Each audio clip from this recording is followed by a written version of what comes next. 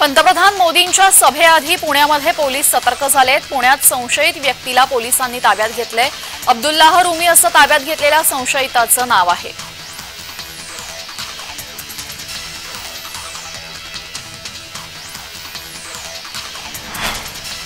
छत्रपती संभाजीनगर लोकसभा मतदारसंघात 13 मे सोमवारी मतदान होणार आहे। त्या दिवशी आस्थापनेतील कामगार कर्मचाऱ्यांना मतदानासाठी जाता यावं, मतदानाचा हक्क बजावता यावा यासाठी पगारी सुट्टी देण्यात यावी असे आदेश जिल्हाधिकारी आणि जिल्हा निवडणूक अधिकारी दिलीप स्वामी यांनी दिलेत। त्याचबरोबर छत्रपती संभाजीनगर लोकसभा मतदारसंघात आणि जिल्ह्यात 13 मे रोजी होणाऱ्या मतदानासाठी स्थानिक सुट्टी असल्याचंही आदेशात नमूद करण्यात आलेलं आहे।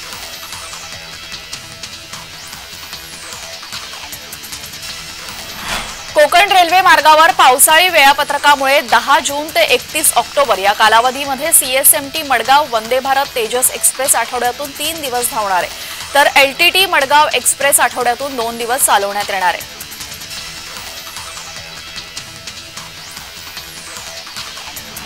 छत्रपती संभाजीनगर जिल्ह्यातील सिल्लोडच्या उंडणगाव इथं बिबट्याच्या हल्ल्यामध्ये 8 शेळ्या आणि एका गायीचं वासरू ठार झाल्याची घटना उघडकीस आली।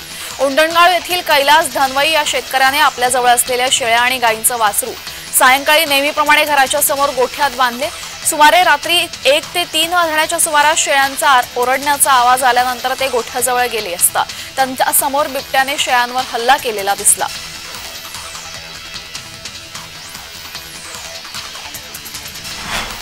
खेड तालुक्यातील गाववावे येथील चंडिका मातेची जत्रा मोठ्या उत्साही वातावरणात पार पडली। वाजत गाजत ढोल ताशाच्या गजरात पालखी मिरवणूक काढण्यात आली। चंडिका मातेच्या भेटीला आजूबाजूच्या गावातील देवांच्या पालख्या येतात। ही प्रथा ग्रामस्थांनी आजही जपली असून ते पाहण्यासाठी नागरिकांनी मोठी गर्दी केली। आजच्या उत्सवाला कामानिमित्त बाहेर स्थायिक झालेल्या चाकरमान्यांनी सुद्धा गावात हजेरी लावली होती।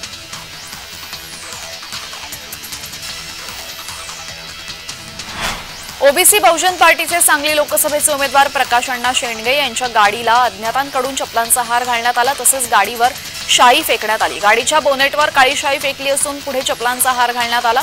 प्रकाश शेंडगे हे स्वतः सांगली लोकसभेचे उमेदवार आहेत। हॉटेलसमोर त्यांची गाडी उभी असताना रात्री अज्ञातांकडून हा प्रकार करण्यात आलेला आहे।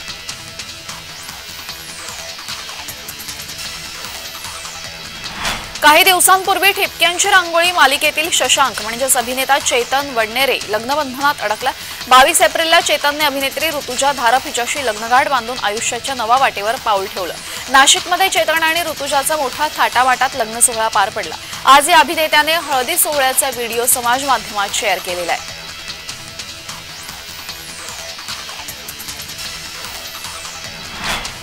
मुंबईमध्ये हवेतील आर्द्रतेमुळे उकाडा सोसावा लागतोय। दरम्यान हवामान विभागाने मुंबईसह ठाणे, पालघर आणि रायगड जिल्ह्यात रविवारी आणि सोमवारी उष्णतेच्या लाटेचा इशारा दिलाय। तसेच या कालावधीत कमाल तापमान 37 ते 38 अंश सेल्सिअस दरम्यान असेल असा अंदाजही वर्तवण्यात आलाय।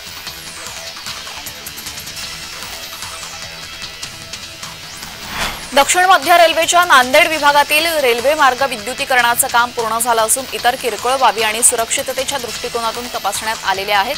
त्यामुळे येत्या 15 दिवसांमध्ये नांदेडपर्यंत इलेक्ट्रिक रेल्वे धावण्याची शक्यता आहे। दक्षिण मध्य रेल्वेच्या नांदेड विभागाने संपूर्ण रेल्वे मार्गाचं विद्युतीकरण पूर्ण केलेलं आहे। 31 मार्च रोजी रेल्वे प्रशासनाने हे काम पूर्ण झाल्याची घोषणा केली, मात्र अजूनही नांदेडहून इलेक्ट्रिक रेल्वे धावलेली नाही। काही ठिकाणी विद्युतीकरणाची किरकोळ कामे सुरू असल्याचं निदर्शनास आलेलं आहे।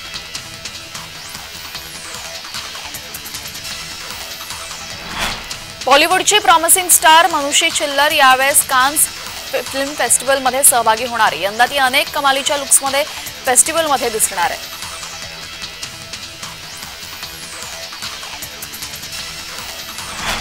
दिग्गज अभिनेते कमल हसन यांची लेक श्रुती हसनचं ब्रेकअप झालंय। तिचा बॉयफ्रेंड शांतनू हजारिका सोबत 4 वर्षांचं नातं संपलंय। दाक्षिणात्य चित्रपटांपासून ते बॉलिवूड पर्यंत आपल्या अभिनयाचा ठसा उमटवणारी श्रुती तिच्या ब्रेकअपमुळे चर्चेत आहे। तिने आणि शांतनूने आपापल्या आयुष्यामध्ये वेगळ्या वाटा निवडलेल्या आहेत। 4 वर्षांपासून रिलेशनशिपमध्ये असलेली श्रुती हसन आणि तिचा बॉयफ्रेंड शांतनू हजारिका आता वेगळे झालेत।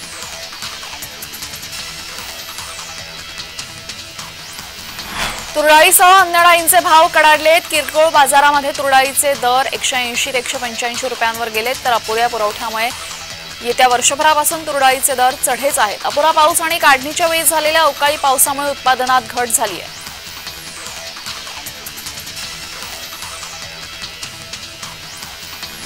बहुचर्चित महादेव बेटिंगचा ॲपचा प्रचार आणि प्रसार केल्याचा आरोप प्रकरणी अभिनेता साहिल खान याला मुंबई पोलिसांनी ताब्यात घेतलंय। मुंबई पोलिसांनी छत्तीसगडमध्ये जाऊन साहिलला अटक केली। आता त्याला मुंबईत आणलं असून साहिल खान अटकपूर्व जामिनासाठी उच्च न्यायालयात त्याने धाव घेतली, मात्र न्यायालयाने त्यास स्पष्ट नकार देत त्याची याचिका फेटाळून लावली।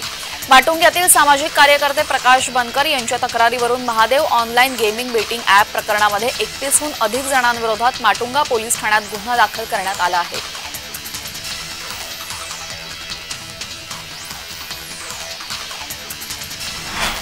रायगडमध्ये शेतकरी कामगार पक्षाला मोठा फटका बसलाय। माणगाव तालुका कृषी उत्पन्न बाजार समितीचे सभापती रमेश मोरे यांनी शेकापला रामराम केलाय। लोकसभा निवडणुकीत शेकापसह उबाठा इंडिया आघाडीला फटका बसलाय।